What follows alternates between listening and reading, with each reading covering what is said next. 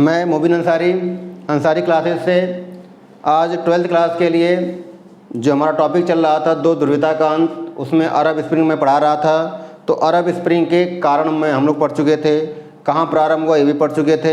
आज हमें पढ़ना है कि अरब स्प्रिंग के क्या परिणाम हुए।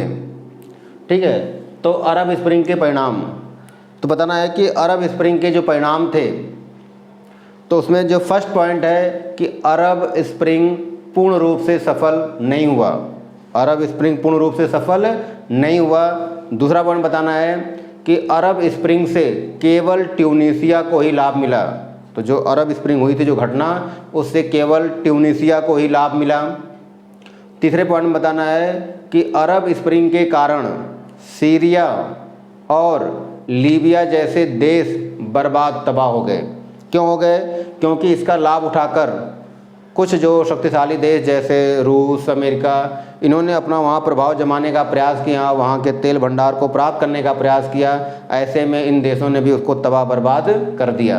तो बताना है कि अरब स्प्रिंग के कारण सीरिया और लीबिया जैसे देश तबाह हो गए, बर्बाद हो गए, और कुछ देशों में सैन्य शासन और ज़्यादा मजबूत हुआ। कुछ देशों में सैन्य शासन और ज़्यादा मजबूत हुआ। क्या मतलब कि इस स्थिति को देख करके कुछ देशों ने अपने यहाँ पे सैन्य ताकत और बढ़ाया और तानाशाही रवैयों को और रुख और कठोर कर दिया। ठीक है, जिसमें हमें अगर जानना है तो यमन, जॉर्डन, इन देशों ने अपनी स्थिति को और सुदृढ़ किया। ठीक है, यहीं पर जानना है जैसे मिस्र में, तो मिस्र की स्थिति तो खराब हो गई, वहाँ का जो शासक था हुस्नी मुबारक, उसको सब कुछ छोड़कर भागना पड़ा। लेकिन हमें ये जानना है कि अरब स्प्रिंग के कारण कुछ देशों ने अपनी सैन्य शासन और ज़्यादा मजबूत कर लिया, अर्थात उन्होंने अपने सैन्य क्षमता को और ज़्यादा बढ़ा लिया। नेक्स्ट है सऊदी अरब और कुछ अन्य देशों ने, सऊदी अरब और कुछ अन्य देशों ने स्थिति को बड़ी सावधानी से संभाल लिया। क्या मतलब कि सऊदी अरब ने जब ऐसी स्थिति को देखा तो वहाँ भी तानाशाही व्यवस्था है, वहाँ भी शासन चलता है सुल्तान का। तो सऊदी अरब ने क्या किया कि वहाँ के लोगों को टैक्स में कुछ रियायत दी, कुछ छूट दे दी, और उसके साथ साथ लोगों को कुछ अलग से सुविधाएं प्रदान कर दी। तो इस तरह से थोड़ी बहुत छूट दे करके इस स्थिति पर नियंत्रण कर लिया। तो इस तरह से हमने अरब क्रांति या अरब स्प्रिंग के क्या परिणाम थे, मुख्य परिणाम पढ़ लिए। अब इसके बाद अरब क्रांति का जो लास्ट क्वेश्चन है वो क्वेश्चन है कि अरब क्रांति का भारत पर क्या प्रभाव पड़ा। तो हम लास्ट क्वेश्चन पढ़ेंगे, अरब क्रांति का भारत पर प्रभाव। ठीक है, तो जैसा हम लोग बता रहे थे, मैं बता रहा था कि अरब स्प्रिंग का भारत पर क्या प्रभाव पड़ा। तो अरब स्प्रिंग का ये लास्ट क्वेश्चन है कि अरब स्प्रिंग का भारत पर क्या प्रभाव पड़ा। तो पहले क्वेश्चन लिखना है कि अरब स्प्रिंग का भारत पर क्या प्रभाव पड़ा। तो बताना है कि अरब स्प्रिंग का प्रत्यक्ष अप्रत्यक्ष रूप से भारत पर भी प्रभाव पड़ा। जैसे सबसे पहले बताना है कि अप्रवासी भारतीयों की समस्या, अप्रवासी भारतीयों की समस्या, अर्थात भारत से बहुत सारे लोग इन देशों में, चाहे वो अरब हो, चाहे उत्तरी अफ्रीका के देश हो, इन देशों में कार्य करने के लिए गए हुए थे या गए थे। जब ये घटना हुई तब मजबूरन इन अप्रवासियों को वहाँ से आना पड़ा, जबकि बहुत अधिक संख्या में तो कुछ लोग मारे भी गए। तो जब बड़ी संख्या में इन देशों से भारत में वापस आने लगे तो इससे भारत में क्या हुआ, अप्रवासियों की संख्या बढ़ गई। दोबारा सुनना है कि अप्रवासी भारतीयों की समस्या। तो बताना है कि अरब स्प्रिंग के कारण जो वे भारतीय जो इन देशों में जाकर के कार्य कर रहे थे, तेल की कंपनियों में कार्य कर रहे थे, अन्य फैक्ट्रियों में काम कर रहे थे, जब ये क्रांति हुई तो मजबूरन उनको इन देशों को छोड़कर के अपने भारत देश में आना पड़ा, जिससे भारत में अप्रवासियों की समस्या बढ़ गई। दूसरा बताना है आर्थिक नुकसान।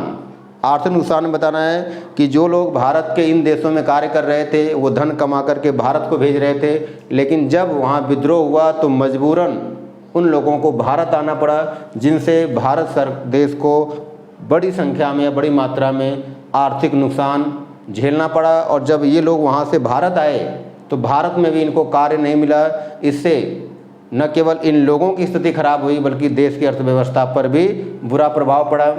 फिर नेक्स्ट बताना है कि अरब और उत्तरी अफ्रीका के देशों के साथ विदेश नीतियों का पुनर्निर्माण और पुनर्विचार, मतलब भारत को अरब देश और उसके साथ साथ जो उत्तरी अफ्रीका के देश थे, इनके साथ फिर से अपने विदेशी संबंध बनाने के लिए नीतियां बनानी पड़ी और उसके साथ साथ फिर से पुनर्विचार करना पड़ा कि हम क्या करें, कैसे इन देशों से संबंध अच्छे बनाएं और अपने भारतीयों को यहाँ से वहाँ भेजने का प्रयास करें। इस तरह से इस घटना के बाद भारत सरकार को फिर से विदेश नीति पर विचार विमर्श करने और फिर से विदेश नीति को बनाने पर काफ़ी समस्याओं का सामना करना पड़ा। उसके बाद आतंकवाद और ISIS का खतरा। बताना है कि जब सीरिया और लीबिया सब तबाह हुए तो यहाँ से जो भी आतंकी थे वहाँ से भाग करके अन्य देशों में आए। उसके साथ साथ बताया जाता है कि चूँकि भारत में भी कई भारत के पड़ोसी देशों में आतंकवादी ग्रुप मौजूद हैं, तो कहा जाता है कि उनका संबंध इनसे हुआ जिससे भारत को प्रत्यक्ष अप्रत्यक्ष रूप से आतंकवादी समूहों का खतरा बढ़ गया, अर्थात भारत पर आतंकवाद का खतरा मंडराने लगा। तो इस तरह से अरब स्प्रिंग ने प्रत्यक्ष अप्रत्यक्ष रूप से भारत को भी प्रभावित किया। तो हमने जो अरब स्प्रिंग, ये जो नया टॉपिक था, इस पे हमने पूरा वीडियो बना दिया कि कहाँ हुआ, क्यों हुआ, क्या परिणाम हुआ, भारत पर क्या प्रभाव पड़ा। और एक चीज़ इसमें जान लेना है कि इस अरब क्रांति को फैलाने में तकनीकी जो कारण है ये महत्वपूर्ण भूमिका है, क्योंकि तकनीक का मतलब जो सोशल मीडिया है, जो अगर ये ना होता तो शायद इस घटना को किसी के बारे में जानकारी नहीं होती। तो अगर प्रश्न आ जाए कि अरब स्प्रिंग को फैलाने में किसकी भूमिका थी, तो तकनीकी जो नए नए विकास हो रहे थे इनकी महत्वपूर्ण भूमिका थी। इस तरह से अरब स्प्रिंग के जो टॉपिक थे, जो इंपॉर्टेंट क्वेश्चन थे, जो बन सकते थे, वो हमने कंप्लीट किया। यदि ये वीडियो पसंद आई हो तो लाइक करें, शेयर करें, सब्सक्राइब करें, ज़्यादा से ज़्यादा दोस्तों में शेयर करें ताकि मेरा उत्साह और बढ़े और मैं दोगुने उत्साह के साथ मेहनत करके और वीडियो बना सकूं। Thank you.